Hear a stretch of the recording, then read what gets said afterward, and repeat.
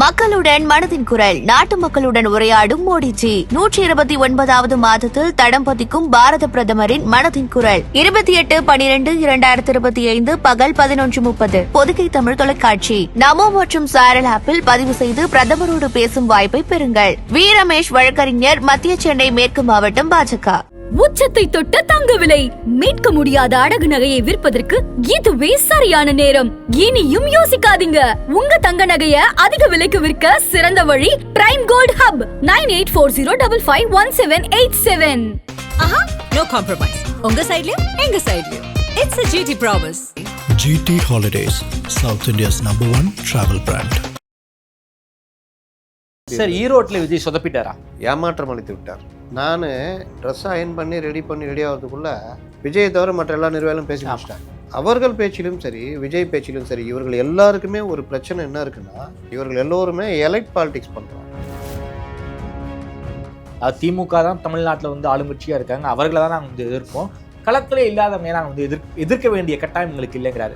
So AIADMK அப்படி சொல்றாரா? நான் கேட்குறேன், நீங்கள் தைரியமான ஆள் தானே? என்டிஏ உடன் கூட்டணி இல்லை சொல்லுங்க சார். அதான் சொல்லிட்டாரே சார், அரசியல் எதிரி யாரு? திமுக. கொள்கை எதிரி யாரு? பாஜக. என்டிஏ கூட கூட்டணி கிடையாது அறிவிக்க வேண்டியதானே? தைரியம் இல்லையா சார் விஜய்? தைரியம் இல்லை, இப்போ வரைக்கும் பேசிட்டு இருக்கிறாங்க.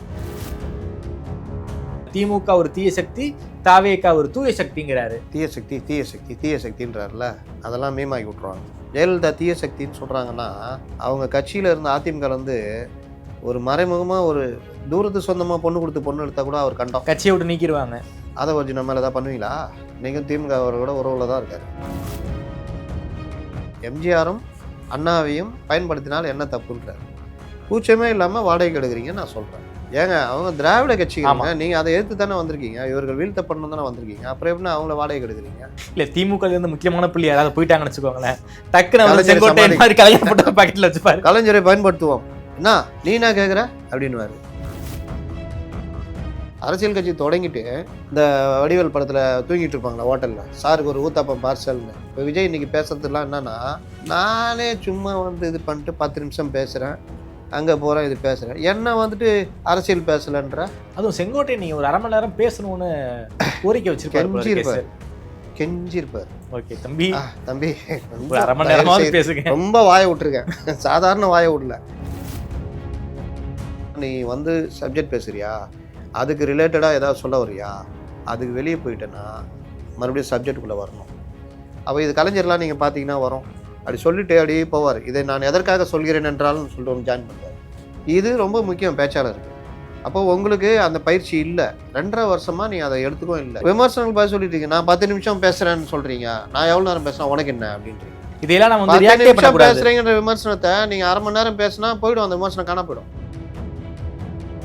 டாஸ்மார்க்கு எதிராக பேசுறதுல உங்களுக்கு என்னங்க பிரச்சனை இருக்குது? போதை மருந்துக்கு எதிராக ஏங்க பேசவே மாட்டேங்கிறீங்க, ஏங்க வாயை திறக்க மாட்டேங்கிறீங்க? கடைசி படத்தில் போதை மருந்து விற்றீங்களா, அதனாலயா? ஒரே ஒரு வரலாறு நடந்திருக்குது, எந்த பிரச்சனையும் இல்லாமல் ஒரு போயிருக்காரு வந்துட்டு. ஆமாம், ஒரே ஒருத்தர் மட்டும் தான் மேலே ஏறியிருக்கான், மற்றபடி இல்லை சார். அதுக்கப்புறம் போகும்போது 2 பேர் ஆக்சிடென்ட் ஆயிருக்கு, பார்க்குறோன்னு போய் ஒரு சம்பவம் பண்ணிட்டாங்களா. ஆதனையர்களுக்கு அன்பு வணக்கம். இன்று நம்மோடு மூத்த பத்திரிகையாளர் திருமிகு அப்துல் முத்தலீஃப் அவர்கள் இருந்துள்ளார். வணக்கம் முத்தலீஃப் சார். வணக்கம். நலமா இருக்கீங்களா சார்? நல்லா இருக்கேன் சார். ஈரோட்டில் விஜயமங்கலத்தில் விஜய் பேசியிருக்காரு. பல இடங்களில் ஒரு 10 நிமிஷம் 5 நிமிஷம் 10 நிமிஷம் 11 நிமிஷம் தான் பேசுகிறாருங்கிற ஒரு குற்றச்சாட்டை எல்லாருமே வச்சுருந்தாங்க. இந்த ஸ்பீச் வந்து ஒரு 35 நிமிஷத்துக்கு மேலே விஜய் பேசியிருக்காரு. விஜயுடைய ஸ்பீச்சிலேருந்து பேச்சிலேருந்து டேக்அவேவாக நாம் என்ன எடுத்துக்கணும்?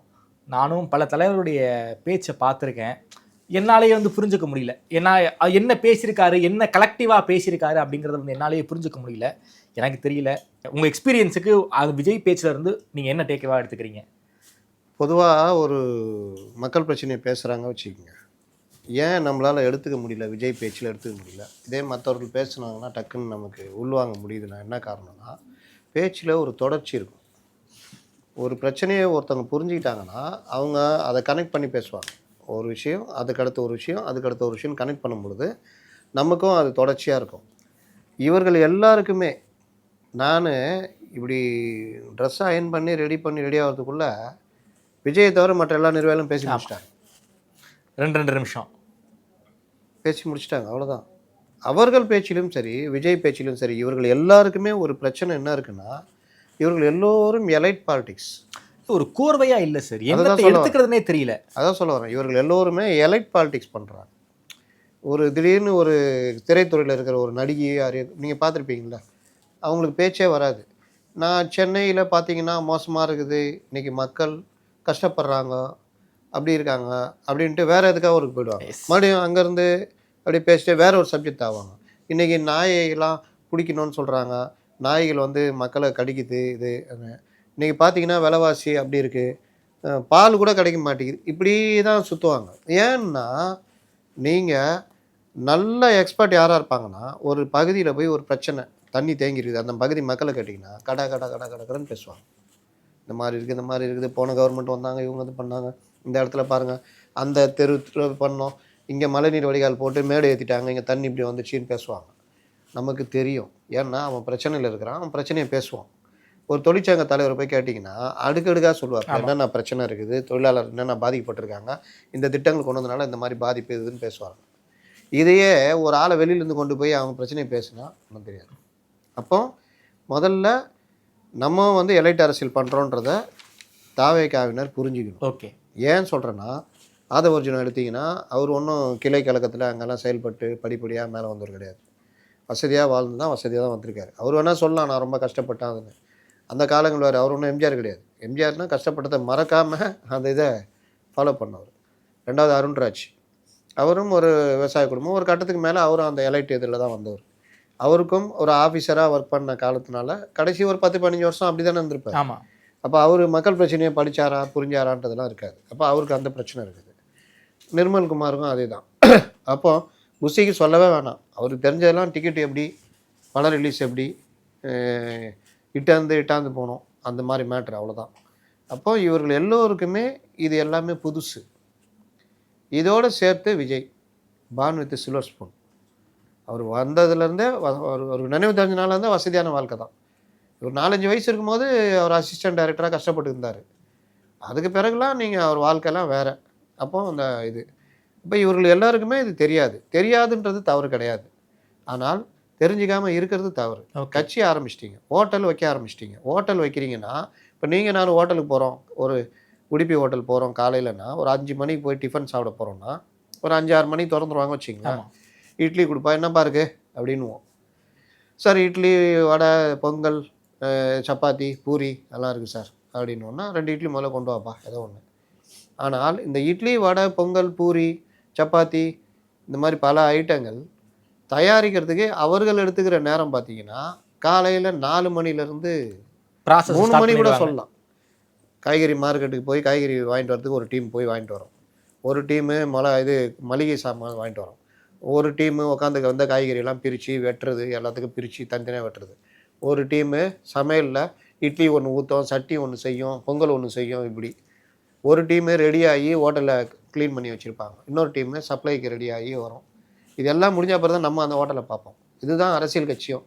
அரசியல் கட்சி தொடங்கிட்டு இந்த வடிவேல் படத்தில் தூங்கிட்டு இருப்பாங்களா ஹோட்டலில், சாருக்கு ஒரு ஊத்தாப்பம் பார்சல்னு, அவன் என்ன சொல்லி அடிப்பான் வடிவேலை, ஹோட்டல் டுபாக்கூர், நாங்களே பொழுது போலன்னு ஹோட்டல் திறந்து வச்சு பார்த்துருந்தா இங்கே வந்து எங்களை டிஸ்டர்ப் பண்ணுறேன்னு அடிப்பான். ஆமாம், கரெக்டா? இப்போ அந்த கதை தான். இப்போ விஜய் இன்னைக்கு பேசுறதுலாம் என்னன்னா, நானே சும்மா வந்து இது பண்ணிட்டு 10 நிமிஷம் பேசுகிறேன், அங்கே போகிறேன், இது பேசுகிறேன், என்ன வந்துட்டு அரசியல் பேசலைன்ற. அதுவும் செங்கோட்டை நீங்கள் ஒரு 1/2 மணி நேரம் பேசணும்னு கோரிக்கை வச்சிருப்பாரு, கெஞ்சிருப்பார். ஓகே தம்பி, தம்பி 1/2 மணி நேரமாவது பேசுங்க. ரொம்ப வாயை விட்டுருக்கேன், சாதாரண வாயை விடல, இந்தியாவே திரும்பி பார்க்கும், ஒரு வரலாறு நிகழ போகிறதுன்னு. இப்போ நாளைக்கெல்லாம் கேட்பான் மைக்கை போட்டு, சார் என்ன சார் வரலாறு நிகழ்ந்தது சொல்லுங்கள் சார் அப்படின்னு.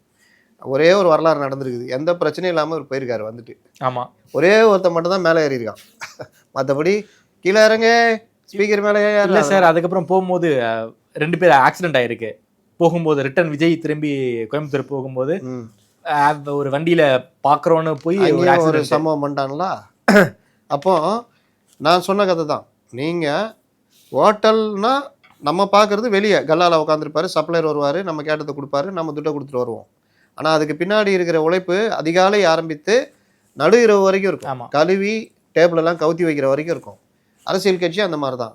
நம்ம பார்க்குறது தலைவர்கள் வந்து மேடையில் பேசுவாங்கன்னு, ஆனால் அதுக்கு பின்னாடி எவ்வளோ உழைப்பு, கூட்டம் போடுறது சொல்லலை நான், மக்களுடைய பிரச்சனையை பேசுறதுக்கு, சப்ஜெக்ட் எடுக்கிறதுக்கு, அதுக்கான ரிசர்ச் டீமு, மக்கள் பிரச்சனைக்கு டெய்லி அறிக்கை விடுறது, அப்பப்போ வர்ற பிரச்சனைகளில் கட்சியுடைய நிலைப்பாடை பேசுறது, கட்சி ரியாக்ட் பண்ணுறது, அப்புறம் யாருக்கும் தெரியாத, மக்களுக்கே தெரியாத நியாயங்களை மக்களுக்காக எடுத்து பேசுறது, புதுசாக வர பிரச்சனைகளை பேசுறது, இந்த மாதிரி பல விஷயங்களில் நம்ம எக்ஸ்பர்ட்டாக மாறணும். ஓகே, நம்ம மாறுறோமோ இல்லையோ நம்ம டீம் வச்சுக்கணும். ஓகே. இப்போ அன்புமணி ராமதாஸ் வந்து 100% எக்ஸ்பர்ட்டாக இருக்க மாட்டார். ஆனால் அவர்கிட்ட இருக்கிற டீமு அவருக்கு ஃபீடு பண்ணோம், அதை புரிஞ்சுக்கிற தலைவராக அவர் இருப்பார். அப்போ அவர் பேச ஈஸியாக இருக்கும். ஆமாம். சீமானும் அதே மாதிரி தான், அண்ணாமலையும் அது மாதிரி தான், எடப்பாடி பழனிசாமி அது மாதிரி தான். இவர்கள் எல்லோருமே எல்லா 100% இவங்க எக்ஸ்பர்ட்னு சொல்ல முடியாது. ஆனால் இல்லை, சிஎம்மே அப்படி தானே சார்? பின்னாடி ஒரு டீம், பெரிய டீம் வேலை பார்க்குறாங்களா? பாருங்க, அவரு தனியாக எடுத்து பேசுகிறான்றவங்கள தான் நான் பேசுகிறேன். அவருக்கு அதே மாதிரி தான் ஸ்பீச் கொடுக்குறாங்க, அந்த ஸ்பீச்சில் தான் பேசுகிறாரு. இன்றைக்கி அவர் பேசினார்ல, என் கேரக்டரையே புரிஞ்சிக்க மாட்டேங்கிறீங்க, அந்த அளவுக்கு சிஎம் கீழே இறங்குறாரு. அதிலெல்லாம் எனக்கெல்லாம் உடன்பாடு கிடையாது. என்ன இது இருந்தாலும் கலைஞரோ மற்றவர்களோ இந்த மாதிரி இறங்க மாட்டாங்க.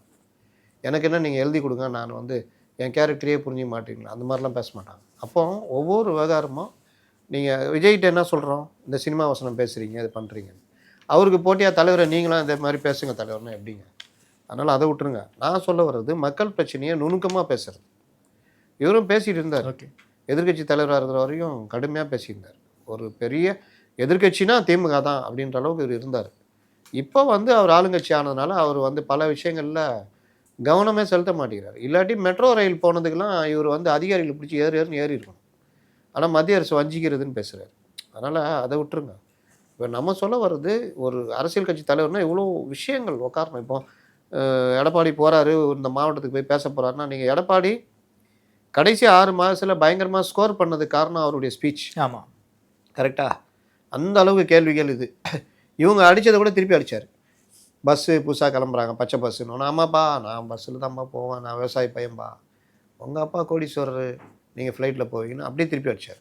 இந்த மாதிரி அடிக்கிறதுலாம் இது வந்து அடிச்சுன்னா அதுலேயே நிற்கல, பிரச்சனையை பேச போயிட்டார். இப்போ விஜய் வந்து பிரச்சனையை தான் பேசணும். 35 நிமிஷத்தில் அவர் என்ன பண்ணுறாருன்னா, நீங்கள் கேட்டிங்களே எதுவுமே மனசில் நிற்கலன்னு. ஏன்னா ஒரு சப்ஜெக்ட் வந்துட்டே இருக்கும்போது ஜம்ப் ஆகுறாரு இன்னொரு சப்ஜெக்ட்டுக்கு. அப்புறம் என்ன பண்ணுறாரு, அவர் மேலே வர விமர்சனத்துக்கு பதில் சொல்கிறார். அப்போ அது ஒரு கோர்வையே இல்லை. நீங்கள் வந்து புதுசாக போய் ஒருத்தரை மேடை ஏற்றும் போது இந்த ஸ்டூடெண்ட்டுங்கெல்லாம் அந்த ஸ்கூலு பேச்சு போட்டி இதில் பேச்சு போட்டு பேசும்போது அவங்க கூட தயாரித்து வச்சுட்டு ஒப்பிப்பான். நான் சொல்ல வரது அது கூட கிடையாது. புதுசாக ஒருத்தர் சும்மா அப்படி போயிட்டு கொஞ்சம் ஓரளவு தயாரிப்போட பேசுகிறாருன்னா, ஒரு மேட்ரு பேசிகிட்டு இருக்கும்போதே எங்கேயோ போவார். நாங்கள்லாம் ஆரம்ப காலத்தில் பேசும்பொழுது சொல்லுவாங்க, ஒன்று ஆரம்பிப்போம், வேறு எங்கேயோ போவோம், அப்புறம் அப்படி எப்படி போயிடுவோம், சப்ஜெக்டை விட்டு வெளியே போயிடுவோம். அப்போ எங்களுக்கு இருக்கிற கட்சி தலைவர் சொல்லுவாங்கன்னா, திக்கு தெரியாத காட்டிலா அப்படின்வாங்க.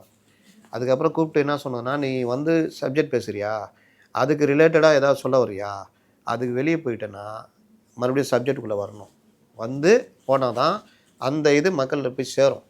நீ இப்போ டி நகர் போகிறேன்னா, இப்போ எக்மோர்லேருந்து போகிறேன்னா ஸ்டெல்லிங் ரோடு வந்து அது வந்து வரணும். நீ வாட்டில் நேரம் அடையாறு போயிட்டு அங்கேருந்து கோவலம் போயிட்டே வச்சுக்கா, மறுபடியும் எங்கே டி நகர் வர்றது, இந்த வேலைலாம் பண்ணக்கூடாதுன்னு வாங்க. அப்போ இது கலைஞர்லாம் நீங்கள் பார்த்தீங்கன்னா வரும், அப்படி சொல்லிட்டு அப்படியே போவார். இதை நான் எதற்காக சொல்கிறேன் என்றாலும் சொல்லிட்டு ஒன்று ஜாயின் பண்ணுவார். இது ரொம்ப முக்கியம் பேச்சாளருக்கு. அப்போ உங்களுக்கு அந்த பயிற்சி இல்லை, 2.5 வருஷமாக நீங்கள் அதை எடுத்துக்கவும் இல்லை. இப்போ அந்த விமர்சனமாக மாறும்பொழுது இப்போது என்ன பண்ணுறீங்கன்னா, இந்த சப்ஜெக்டில் படிக்கிறீங்க, படிக்கிறதை பற்றி யாரும் உங்களை கேள்வியே கேட்கல. ஏன்னா இப்போ துணை முதல்வரும் படிக்க தான் செய்கிறாரு, முதல்வரும் எல்லாம் அந்த பிரதமரே படிக்க தான் செய்கிறாரு. அந்த இது ப்ராம்ப்டர் வச்சுருப்பாங்க, பார்க்குறதுக்கு பேசுகிற மாதிரி தெரியும், அது ஓகே. சிலர் வந்து எக்ஸ்பர்ட்டாக இருப்பாங்க, பேசுவாங்க. அப்போ நீங்கள் படிக்கிறீங்கன்னா கூட படிங்க, சப்ஜெக்ட் வேணும்ல அதில், அதுலேயே நீங்கள் தாவுறீங்க. 2வது நீங்கள் எதுக்குள்ளே போய் மாட்டிக்கிறீங்கன்னா, நீங்கள் மாட்டுறீங்களோ இல்லை உங்களுக்கு எழுதி கொடுக்குறவங்க மாட்டிக்கிறாங்களோ தெரில, பதில் சொல்லிக்கிட்டு இருக்கிறீங்க. விமர்சனங்களுக்கு பதில் சொல்லிட்டு இருக்கீங்க. நான் 10 நிமிஷம் பேசுகிறேன்னு சொல்கிறீங்க, நான் எவ்வளோ நேரம் பேசுகிறேன் உனக்கு என்ன அப்படின்றீங்க. இதெல்லாம் வந்து இது கிடையாது. இதெல்லாம் நம்ம 10 நிமிஷம் பேசுகிறீங்கன்ற விமர்சனத்தை நீங்கள் அரை மணி நேரம் பேசினா போய்டும், அந்த விமர்சனம் காண போயிடும். எடப்பாடி என்னையா, ஆனால் உனக்கு சேலத்தில் போய் உட்காந்துக்கிறாரு, பேசவே மாட்டேங்கிறாரு. என்னை சேலத்தில் உட்காந்துட்டேன்னு சொல்லிட்டு இருக்கிறீங்க, நான் செயல்படவில்லை என்று சொல்கிறீர்கள், நான் எப்படி இருந்தாலும் உனக்கு என்ன அப்படின்னு அவர் பேசலை. அவர் அடுத்தது பேச ஆரம்பிச்சிட்டாரு. உடனே ஃபயராக இருக்காருயா முன்னோட அப்படின்னு போதா, அதுதான் உங்களுக்கு பதில். உங்களுடைய பதில் என்னன்னா செயல் தான் பதில். ஆனால் இவர் இந்த மாதிரி சொல்லிக்கிட்டு ஜம்ப் அடிக்கிறதுனால என்ன ஆகுதுன்னா, நம்ம மனசில் அவர் பேச நிற்க. ஓகே சார், அதே போல் வந்து அதாவது களத்தில் இல்லாதவர்களை நாங்கள் எதிர்க்கணுங்கிற அவசியம் கிடையாது. அதாவது திமுக தான் தமிழ்நாட்டில் வந்து ஆளுங்கட்சியாக இருக்காங்க, அவர்களை தான் நாங்கள் வந்து எதிர்ப்போம், களத்திலே இல்லாதவங்க நாங்கள் வந்து எதிர்க்க வேண்டிய கட்டாயம் எங்களுக்கு இல்லைங்கிறாரு. ஸோ அதிமுக அப்படி சொல்றாரு. அது மட்டும் இல்லாமல் நீ வந்து எம்ஜிஆரை யூஸ் பண்ணக்கூடாது, அண்ணாவை யூஸ் பண்ணக்கூடாது, ஏன் புலம்புறீங்க, ஏன் அழுவுறீங்க அப்படின்னு கேட்குறாரு. அண்ணாவும் சரி எம்ஜிஆரும் சரி அவங்க தமிழ்நாட்டுக்கு ஒரு பொதுவான தலைவர்கள், அவங்கள நாங்கள் யூஸ் பண்ணுவோம், இதுக்கு எதுக்கு நீங்கள் அழுவுறீங்க அப்படின்னு திமுகவையும் சொல்றாரு, அதிமுகவும் சொல்றாரு. எப்படி பார்க்குறீங்க? அது மட்டும் அதாவது இவர் முதல்ல சொன்னீங்களே, என்ன சொன்னீங்க முதல்ல? அதாவது ஆட்சியில் இருக்கிறவங்க தான் இல்லாதவர்களே நாங்கள் ஏன் விமர்சிக்கணும்னு நான் கேட்குறேன். நீங்கள் தைரியமான ஆள் தானே?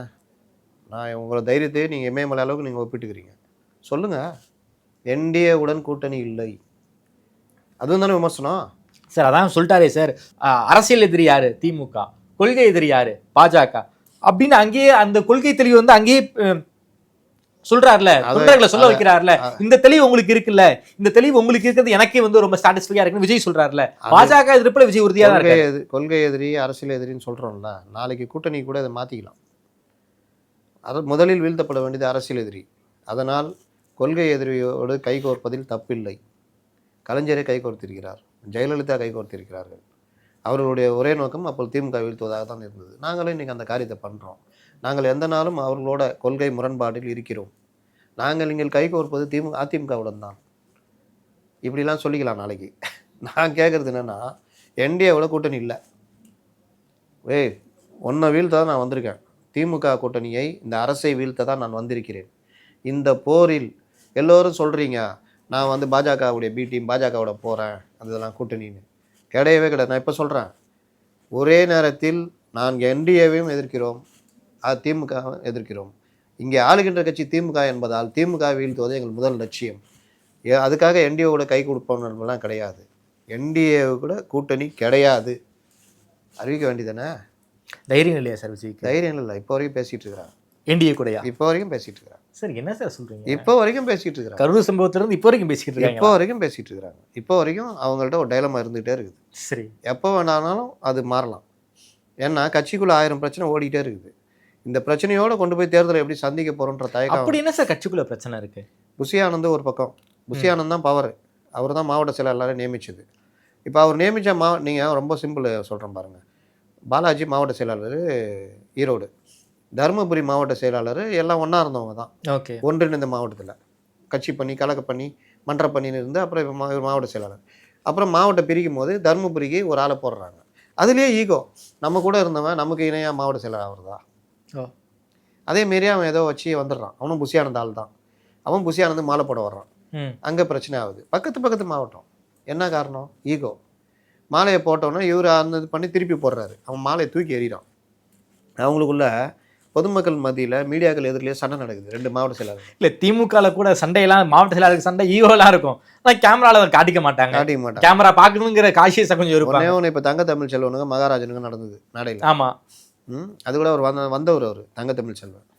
அதுதான் பிரதான காரணம். இங்கே அப்படி இல்லை. வாடா போடா, என்ன போடான்ற, நீ என்ன ஏன் போடான்னு, நீ டா போட்டால் நானும் டா போடுவேன், அந்த அளவுக்கு போகுது. பொதுச் செயலாளர் எதிரிலேயே. அப்போ இவர்களுக்குள்ள அந்த ஈகோ ஒரு பக்கம் தனியாக ஓடுதுன்னு வச்சுக்கிட்டாலும், இன்னொரு பக்கம் கடுமையாக வேலை பார்த்து புறக்கணிக்கப்பட்டவர் இருக்காங்கல்ல, அவங்க மத்தியில் ஒரு பெரிய கோபம் இருக்குது. இந்த கோபத்தோட ஆதவ அர்ஜுனா தனியாக தனக்கான ஒரு டீம் உருவாக்கிட்டு இருக்காரு. அவருக்கு என்னன்னா, அவர் தான் பிரதானமாக என்டிஏ பக்கம் போகாமல் தடுக்கிறதுல முக்கியமான ஆளாக இருக்கார். ஏன்னா நாளைக்கே ஏதோ தோல்வியோ இல்லை இது விஜய் எதிர்பார்த்த வெற்றியோ கிடைக்கலன்னா, விஜய் நான் நடிக்க போகிறேன்னு போயிட்டாருன்னா இவ்வளோ பெரிய இளைஞர் கூட்டம் தனக்கு கீழே வரும்னு அவர் நம்புறாரு. ஓகே, ஆதவ அர்ஜுனா கட்சியை நம்ம கொண்டு வந்துடலான்னு. ஏன்னா சார்லஸ் மாதிரி பணம் இருக்கிறது மேட்டர் இல்லை, தொண்டர்கள் வேணும். அந்த தொண்டர்கள் எளிதாக விஜய் மூலிமா கிடைக்கிறாங்க. அப்போ விஜயை ஒதுங்கிட்டா கூட நம்ம டேக் ஓவர் பண்ணிக்கலாம். இது எல்லாமே நினைப்புலாம் வந்து பொழப்பாகுமான்றதெல்லாம் சொல்ல முடியாது. காலம்தான் அதுக்கு பதில் சொல்லும். ஓகே, அப்போ இந்த மாதிரி இது இருக்கும்போது புஷிக்கும் ஆதவுக்குமே ஆரம்பத்துலேருந்தே ஒரு இது பிரச்சனை போயிட்டு இருக்கு. ஜான் வந்து இங்கேயா அங்கேயான நேரத்துக்கு ஏற்ற மாதிரி இயங்குற ஆள். அப்போ புஷிக்கு எதிராகவும் இதுக்கு எதிராகவும் இயங்குறாங்க. இந்த பிரச்சனை இப்போ செங்கோட்டையன் வந்த பிறகு எல்லாம் என்ன நினைக்கிறாங்கன்னா, செங்கோட்டையன் மூலிமா நம்ம காரியம் சாதிச்சிக்கலாம் அப்படின்னு செங்கோட்டையனை வந்து பலிகடாகிறதுக்கு முன்னாடி செங்கோட்டையனை பின்பற்றி நிற்கிறாங்க. ஓகே, இது புஷிக்கும் கோபத்தை கொடுக்குது. செங்கோட்டையன் வருகை புஷிக்கு பிடிக்கல தான். ஆமாம், வேற என்ன. அப்போ ஏங்க பல தலைவர்கள் வருகாமல் தடுத்தார். இவர் தலைமறைவாக இருந்த காலத்தில் பேசி ஒப்புதல் வாங்கி வர வைக்கப்பட்டவர் தான் செங்கோட்டையன். அது இல்லாமல் வேறு வேறு வகையில் அசைன்மெண்ட் கொடுத்து உள்ளே வர வைக்கப்பட்டிருக்காரு. அதனால் அதை வந்து பெரிய பிரச்சனையாக பார்க்குறாங்க. இந்த இது எல்லாம் சேர்ந்து தான் இவர்களுக்குள்ளேயே இந்த பிரச்சனை ஓடுது. ஈகோ. இப்போது புஷிக்கு எதிரான ஆதாரங்களை திரட்டி விஜய்கிட்ட கொடுக்கலான்னு ஒரு டீம் இறங்கியிருக்கு. சரி, இது எல்லாம் அதாவது பொறுப்பாளர்கள்கிட்ட காசு வாங்கிட்டு நான் சொல்ல மாட்டேன். புஷிக்கு எதிரான ஆதாரங்கள்னா அது பல விஷயங்கள் இருக்கும். அப்போ இந்த மாதிரி விவகாரங்கள் எல்லாம் அந்த கட்சிக்குள்ளே பெரிய பிரச்சனையாக போய்கிட்டு இருக்கு. இது ஒரு பக்கம் போய்கிட்டு இருக்குன்னா புறக்கணிக்கப்பட்டவர்களில் டிஎம்கே அப்ரோச் பண்ணிட்டு இருக்கிறாங்க. ஓ, அது அவங்களுடைய வேலை தானே. டிவி கேபிள் புறக்கணிக்கப்பட்டவர்கள். ஆமாம், நான் உடைச்சா நல்லது தானே. ஏன்பா கஷ்டப்படுற? உனக்கு தான் அங்கே மரியாதை இல்லை, நீ வா. என்ன பண்ணுற? என்ன பிஸ்னஸ் பண்ணுறியா? வா, நல்லா பண்ணித்தரோம், வா. அப்போ இந்த மாதிரி ஒரு பக்கம் ஒர்க் பண்ணுறாங்க. நீங்கள் சொல்கிறாருல, எங்களை உடைக்க பார்க்கிறார்கள், முடக்க பார்க்கிறாங்க. உண்மைதான். அதனால தான் இல்லாட்டி எப்படி சொல்லுவார். ஓகே. ரெண்டாவது, வேட்பாளர் தேர்வுலாம் இருக்குல்ல, அதுலலாம் உடைப்பாங்க. இன்னும் அடுத்தடுத்து சம்பவங்கள், தரமான சம்பவம்லாம் இருக்குது தாவேக்காக்கு. அப்போ இந்த மாதிரி விவகாரங்களில் கவனம் செலுத்துறது ஒன்றுனா, பொலிட்டிக்கலாக நீங்கள் போய் பேசுகிறது இந்த விட்டுட்டு மற்ற விஷயங்களை பேசுகிறாரு இவர். இன்னொன்று, இந்த குழப்பங்கள்லாம் ஒரு பக்கம் ஓடிக்கிட்டு இருக்குல்ல, இதில் நம்ம என்ன பண்ணலாம்? 234 என்ன பண்ண போகிறோம்? பணத்துக்கு என்ன பண்ண போகிறோம்? நான் ஒன்று சொல்கிறேன். ஒரு தலைவர் தாவேக்கா ட்ரை பண்ணிவிட்டு முடியாமல் திமுகவுக்கு போனார். அவருக்கு ஃபண்டு பண்ணுற நிறுவனங்களில் கடந்த 10 நாளைக்கு முன்னாடி ரைடு போச்சு. ஓகே. விஜய் அவருக்கும் இந்த தேர்தலில் அவர் பணத்தை எடுத்து போடுவார். அவருக்கும் சில நிறுவனங்கள் மற்றதெல்லாம் பண்ணோம். நீங்கள் ஒருவேளை நான் எல்லாரையும் நான் பார்த்துக்கிறேன்டாண்டு இறங்கினாங்கன்னா அதற்குரிய பலனை அவங்களும் அனுபவிப்பாங்க. அதை நோக்கி நகரும். ஓகே. இது எல்லாமே எல்லாரும் பண்ணது தான். காங்கிரஸ் காலத்துலேருந்து எல்லாரும் பண்ணது தான். அதை நோக்கியே நகரும். ஸோ விஜய் செலவு செய்கிறதுக்கு பணத்தை எடுக்க முடியாத அளவுக்கு பாஜக விளையாடுவாங்கன்னு சொல்ல வரீங்க? விஜய் செலவு செய்ய பணத்தை எடுக்க முடியாத அளவுக்குன்றதை விட விஜய்க்கான இது போவாங்கள்ல, கம்பெனிகள் மற்ற நிறுவனங்கள்னு, அவர்களுடைய பல விஷயங்கள் நோண்டப்படும். அதுக்கு தான் சொல்கிறேன். ஏன் இப்போவே நம்ம செங்கோட்டையனுடைய பையன் நடத்துகிற காலேஜ் இதுவே கம்மியாக, ஆட்கள் சேர்றதே கம்மியாக, ஆனால் பெரிய லாபத்தில் போகுதுன்னு கண்டுபிடிச்சிருக்காங்க. ஓகே. ஆட்கள் சேர்க்கை கம்மி, நடத்துகிறதே ரொம்ப இதுவாக, ஆட்கள் குறைவாக தான் அந்த காலேஜ் ரன் ஆகிட்டு இருக்குது. ஆனால் ப்ராஃபிட் மட்டும் எகுறுது அப்படின்னு. அப்போ என்னப்பா அதுன்னுவாங்க. அப்புறம் என்னன்னாங்க நாங்கள் அப்புறம் எங்கே நீ ஏடிஎம்கேல நம்ம அசைன்மெண்ட்டுக்கு ஏங்கண்ணா, தாவேகாலம் மட்டும் நீ தலைவர் மாதிரி காமிச்சிட்டுனா என்ன அசைன்மெண்ட் சொல்லுங்கள் பண்ணிக்கலாம் என்ன இப்போ, அவ்வளோதான். அதனால் சாம பேதம் தானம் தண்டம் தான் அரசியல். இது அவங்கவுங்க தகுதிக்கு ஏற்ற மாதிரி செய்வாங்க. இதை தடுத்து இதை மீறி நிற்பதும் ஒரு அரசியல். இதை எம்ஜிஆர் பண்ணியிருக்காரு, விஜயகாந்த் பண்ணியிருக்காரு, ஜெயலலிதா பண்ணியிருக்காங்க, கலைஞர் பண்ணியிருக்காரு. அவங்கவுங்க காலத்தில் அனுபவிச்சிருக்காங்க, நஷ்டமும் அடைஞ்சிருக்காங்க, தடுத்து லாபமும் அடைஞ்சிருக்காங்க. அவர்கள் மற்றவர்களுக்கும் சம்பவம் பண்ணியிருக்காங்க, மற்றவர்களால் அவர்களும் சம்பவம் பண்ணப்பட்டிருக்கிறார்கள். இப்போ அதை நோக்கி வரலாறு திரும்பும். ஓகே. செங்கோட்டையன் சொன்ன வரலாறு திரும்பும். அதனால் இது எல்லாம் சேர்ந்து அரசியல். அதனால தான் நான் திரும்ப திரும்ப கேட்குறேன், நீங்கள் தைரியமாக சொல்லுங்கள். இன்னைக்கு கூட நான் இது பண்ணேன் உங்கள் பேச்சில், தைரியமாக நான் என்டிஏ கூட கூட்டணி இல்லைன்னு சொல்லுங்கள். நம்முடைய சித்தாந்த எதிரின்னு அருண்ராஜ் பேசுகிறார்ல, இவர்களுக்கெல்லாம் அது ஆசை. அருண்ராஜுக்கும் ஆதவர்ஜுனாக்கெல்லாம் ஆசை. ஆனால் கட்சியுடைய தலைவர் ஆசைப்படுறீங்களா? தைரியமாக அறிவிங்கன்ற. ஓகே. அதை அறிவிக்க மாட்டாங்க சார். அதுவும் இல்லாமல் எம்ஜிஆர் ஜெயலலிதா பாணியை விஜய் கையில் எடுத்திருக்காரு. அது திமுக தீய சக்தி. இது எம்ஜிஆர் அவர்களும் சொல்லியிருக்காங்க, ஜெயலலிதா அவர்களும் சொல்லியிருக்காங்க. அப்படி தான் அவங்களுடைய பிரச்சாரமே இருக்கும். அந்த வார்த்தையை விஜயும் யூஸ் பண்ணுறாரு.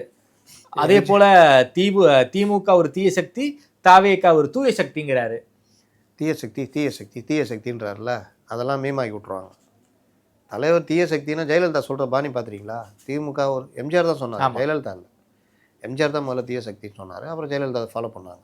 ஜெயலலிதா தீய சக்தின்னு சொல்கிறாங்கன்னா, அவங்க கட்சியில் இருந்த அதிமுக ஒரு மறைமுகமாக ஒரு தூரத்து சொந்தமாக பொண்ணு கொடுத்து பொண்ணு எடுத்தால் கூட அவர் கண்டம், கட்சியை விட்டு நீக்கிடுவாங்க. அதை வச்சு நம்ம மேலே ஏதாவது பண்ணுவீங்களா? இன்றைக்கும் திமுக அவரோட உறவில் தான் இருக்கார், நல்ல ஃப்ரெண்ட்ஷிப்பில் தான் இருக்கார். விஜய் நடவடிக்கை எடுப்பாரா சொல்லுங்கள்? அதனால் பேச்சு மட்டும் போதாது, செயல் ரொம்ப முக்கியம். அதே மாதிரி இவர் எம்ஜிஆர் ஜெயலலிதா பயன்படுத்தினா என்ன தப்புன்னு கேட்குறாரு. ஆமாம், கூச்சமே இல்லாமல் வாடகை எடுக்கிறீங்கன்றேன் நான். இல்லை, ஜெயலலிதா கூட யூஸ் பண்ணல, அண்ணாவையும். எம்ஜிஆர் சார் அண்ணா சொல்ல, ஜெயலலிதா சொல்ல, எம்ஜிஆரும் அண்ணாவையும் பயன்படுத்தினால் என்ன தப்புன்றாரு. கூச்சமே இல்லாமல் வாடகை எடுக்கிறீங்கன்னு நான் சொல்கிறேன். ஏன்னா அண்ணா 2 கட்சிக்கும் சொந்தம், திமுகவுக்கு சொந்தம், அதிமுகவுக்கு சொந்தம். ஏங்க அவங்க திராவிட கட்சிங்க, நீங்க அதை எடுத்து தானே வந்திருக்கீங்க. இவர்கள் வீழ்த்த பண்ணணும் தானே வந்திருக்கீங்க. அப்புறம் எப்படின்னா அவங்கள வாடகை எடுக்கிறீங்க நீங்க? இது இவர் புதுசா நடுவில் கொண்டு வந்தார் 67க்கு பிறகு, அண்ணாவுக்கு நல்லா இருந்தது அப்படி இப்படின்னு விட்டுனாங்க. இவங்க தான் ரிப்ளிகா தானே, டிஎம்கேயோட ரிப்ளிகா தானே. அப்போது நீங்கள் உங்களுடைய 50 தலைவர்கள் நீங்கள் சொன்னீங்க, ஒன்றும் போனி ஆகலை. ஏன்னா நீங்கள் எங்கே போய் அவனுக்கு என்ன கேட்டாலும் தெரியாது. யார் அது அஞ்சலி அம்மா வீரமங்கை வேலுநாச்சியார்னா தென் மாவட்டங்களில் தெரியும். அதை தாண்டி எங்கே நீ என்ன இது பண்ணியிருக்க? ரைட்டு, பெரியார் அண்ணா, பெரியார் காமராஜர் அம்பேத்கர், இது 3மே பொதுவான தலைவர். ஊரில் இருக்கிற எல்லாரும் நாளைக்கு கட்சி ஆரம்பித்தாலும் ஒருத்தன் சொல்லுவான் இதில் என்ன பெருசா அப்படின்னு போயிடும். அப்போது இங்கே யார் இன்றைக்கும் 38 வருஷம் ஆனாலும் எம்ஜிஆருடைய புகழை மறக்க முடியாது. அப்போது அண்ணா எம்ஜிஆர் அண்ணாவை பெரிய தலைவராக பார்த்தவர். இதை தான் கையில் எடுத்தால் தான் வேலைக்கு ஆகணும்னா இதை கையில் எடுத்தோன்னே விமர்சனம் வருது. அதுக்கும் பதில் சொல்லிட்டு இருக்காரு, நாங்கள் அப்படி தான் பயன்படுத்துவோம். நாளைக்கு கலைஞரின் ஜெயலலிதாவையும் பயன்படுத்துவார். இல்லை, திமுக முக்கியமான புள்ளி யாராவது போயிட்டாங்கன்னு வச்சுக்கோங்களேன், டக்குன்னு பாக்கெட்டில் வச்சுப்பாரு. கலைஞரை பயன்படுத்துவோம் என்ன நீ என்ன கேட்குற அப்படின்னுவாரு. அப்புறம் ஜெயலலிதா படத்தை இவர் வச்சுட்டு சொல்ல முடியாது. இந்த பிரச்சாரத்தில் ஜெயலலிதா போல அப்படி இப்படின்ட்டாங்கன்னா ஜெயலலிதா பயன்படுத்துவோம் என்ன இப்போ அப்படின்னு சொன்னார்னா அதுவும் நம்ம ஒன்றும் சொல்கிறதுக்கு இல்லை. அதனால் இவர்கள் ஒரு 4க்கு 4 இந்த சின்ன பசங்க காலேஜ் பசங்க கதை மாதிரி நான் இதை பண்ணுவேன் அதை பண்ணுவேன் என்ன நீனா என்ன கேட்குறது, நான் அப்படி தான் பண்ணுவேன் அப்படின்ற மாதிரி தான் இவருடைய பேச்சுடைய 90% இதுவும். அப்படி சார், ஈரோட்டில் விஜய் சொதப்பிட்டாரா? ஏமாற்றம் அளித்து விட்டார். அரை மணி நேரம் பேசுகிறாருல்ல, அந்த அரை மணி நேரமாக எழுதி கொடுத்ததை படிக்கிறாருன்னு வச்சுக்கோங்க. அந்த காளிங்கராயன் பற்றி சொல்கிறாரு, பாம்பு கதையெல்லாம், பாம்பு கதைலாம். ஆக்சுவலாக பாம்பு போன்ற வளைவில் தான் அவர் அதை அமைச்சார். ஓகே. ஆக்சுவலாக அது என்னென்னா தண்ணியுடைய தன்மை இப்படி தான் போவோம், பள்ளத்தை நோக்கி தான் பாயும்.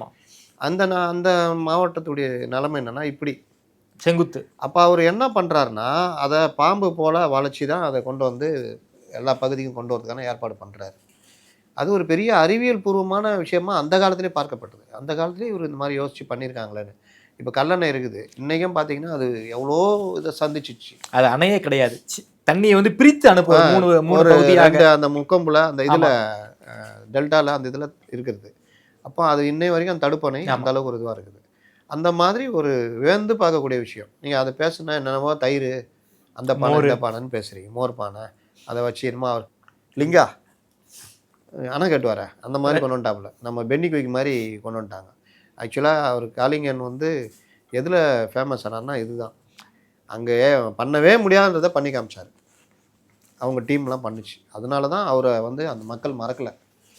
இது அவர்களுக்கு பாவம் ரிசர்ச் டீமுக்கு தெரிஞ்சுக்குமோ தெரியலையோ எனக்கு தெரியல.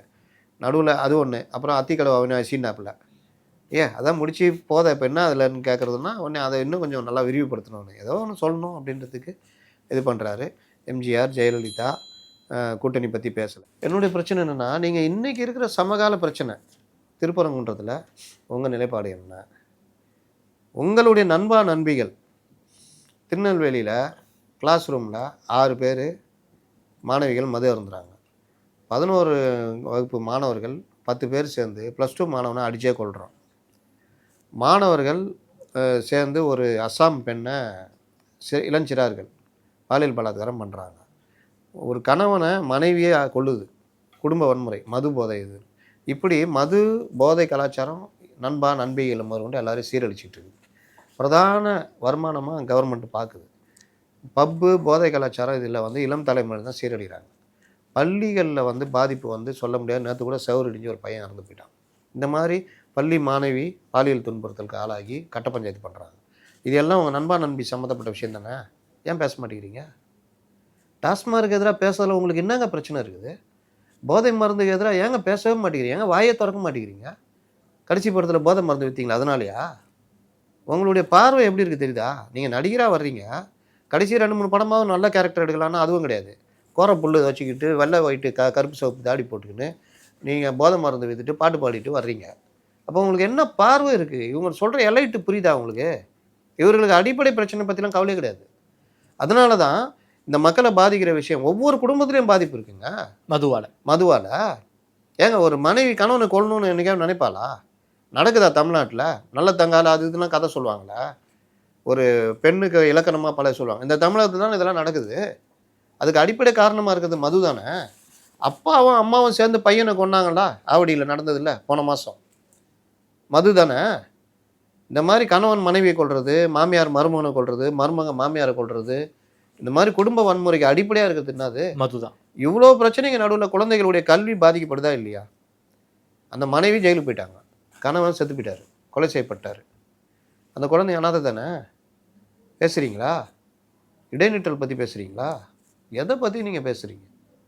அப்போ இவர் அப்படி நீங்கள் சொன்னீங்களா மனசில் ஒட்டலன்னு, அது காரணம் என்ன? அப்படி வந்ததுக்கு அப்படி தூவிட்டு போகிறது. அண்ணன் செங்கோட்டையன் போல பலரும் தாவேக்காவில் இணைவதற்கு தயாராக இருக்காங்க, அவர்களெல்லாம் இணைவார்கள் அப்படின்னு பொடி வச்சு பேசியிருக்காரு. யார் சார் தாவேக்காவுக்கு போக ரொம்ப ஆர்வமாக இருக்கா? இதை எப்போத்துலேருந்து சொல்லிட்டு இருக்காங்க? செங்கோட்டையன் வந்ததில் செங்கோட்டையன் அந்த ஈரோடு கூட்டத்துக்கு முன்னாடி என்னங்க சொன்னார்? பலர் வந்து இணைய போகிறார்கள், நீங்கள் பார்க்க போகிறீர்கள், ஒரு பெரும் வரலாறு மாற்றம்லாம் நடக்க போகுது, பலரும் இணைய தயாராக இருக்காங்க, அவங்கள பற்றி நான் சொல்ல மாட்டேன், சொன்னால் அவங்கள வீட்டுக்குள்ளேயே வச்சு பூட்டிடுவாங்க. சொன்னாரா இல்லையா? ஈரோடு கூட்டத்தில் பலரும் வந்து இணைவாங்கன்னு. எங்கே இணைஞ்சாங்க? இப்படி தான் உருட்டுறது. வருவாங்க. டிடிவிக்கும் செங்கோட்டையனுக்கு என்ன வேலைன்னா அது உண்டு.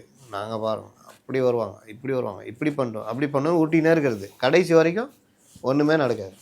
இல்லாட்டி இந்த கீழே குறைந்தபட்சம் ஒரு 50-100 பேர் இந்த கொண்டு வந்து சேர்ப்பாங்களா, அது கூட நடக்கலை பாருங்கள். மாற்று கட்சியில் இணைந்தார்கள்னு. அதனால் இதுக்கு மேலே செங்கோட்டையன் ஒன்றும் இல்லைன்னு தெரிஞ்சு போச்சு. இப்போ புஷி இனிமேல் ஆரம்பிப்பார். அண்ணா நான் சொன்னேன் நீங்கள் கேட்கல அப்படின்ட்டு ஆரம்பிப்பாங்க. செங்கோட்டையனுடைய ரியல் வேல்யூ என்னன்னு எல்லாருக்குமே தெரிய ஆரம்பிச்சிடும். இப்போ அருண்ராஜ் ஆதவுக்கெலாம் ஐயோ நம்ம தப்புன்ட்டுமேன்றதுல மறுபடியும் புர்ராஸ் நம்ம புஷி ஆனந்துன்னு போவாங்க. இது எல்லாம் நடக்கும். இந்த குழப்பத்தோடு தான் இவங்க தேர்தலை சந்திக்க போகிறாங்க. இன்னும் 4 மாதம் இருக்குது சார். 4 மாதத்தில் எலெக்ஷன். என்ன மைண்ட் செட்டில் இருக்காங்க? ஒன்றும் இல்லை.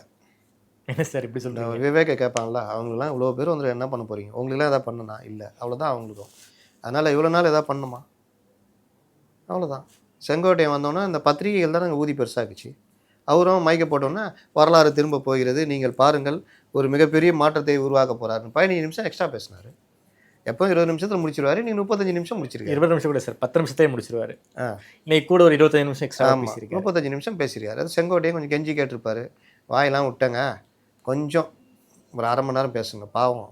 அது என்னங்க அந்த கூட்டத்தெல்லாம் உச்சவெளியே நடத்துகிறாங்க? ஏன் ஒரு 4 மணிக்கு நடத்தினா அவங்க 6 மணிலேருந்து காத்து கிடக்குறாங்க.